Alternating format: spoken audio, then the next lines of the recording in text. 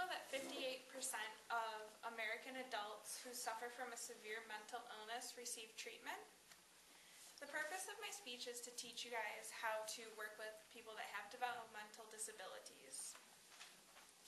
The reason that I know so much about this is because I work for a nonprofit organization called SASE, which stands for Suburban Adult Services Incorporated. We work with people from the age of 18 all the way to 70 who have serious developmental disabilities or minor. Often with people that have developmental disabilities, it's hard for them to express their needs. Their thought process often varies from ours, and they aren't able to verbalize what is going on. And as we work with them, we need to evaluate the situation to understand it. So I'm going to give you guys a technique to approach a sensitive situation utilizing the acronym SEAT. SEAT stands for Sensory, Escape, Attention, and Tangible.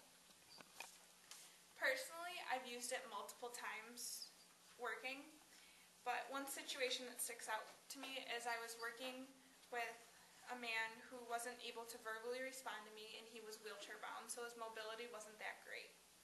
And he started hitting his head because he needed to express something to me, and it was my job to use SEAT to evaluate the situation and figure out what I could do for him. So I'll start off with sensory. Sensory is anything that is overwhelming. It could be sounds, is the TV too loud, or is somebody talking too loud? Or it could be light. The light's too bright and it's bugging them. It can also be an internal condition such as a headache, and the behavior is used to express that.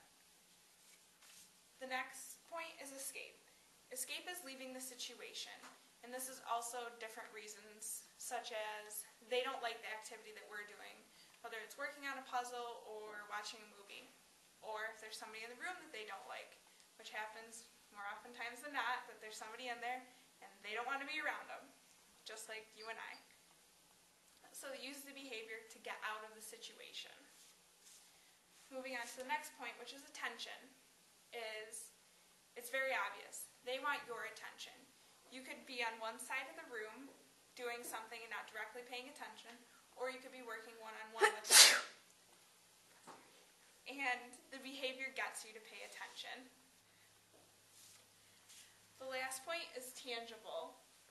Tangible is referred to something that is physical, and it could be something that they need to touch. It could be on the table, it could be a pencil or a can of pop, and they need you to get that because they aren't able to do that.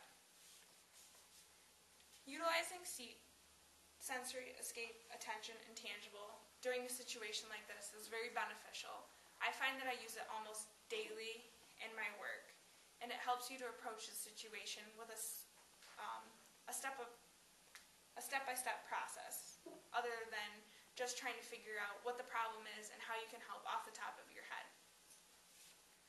In my experience, SEAT has helped me greatly in aiding people with developmental disabilities. And I hope this is something that you guys can take away with you if you're ever working with somebody that has a developmental disability, that you can help them and aid them and approach them in a different light using SEAT, which is sensory, escape, attention, and tangible. Thank you.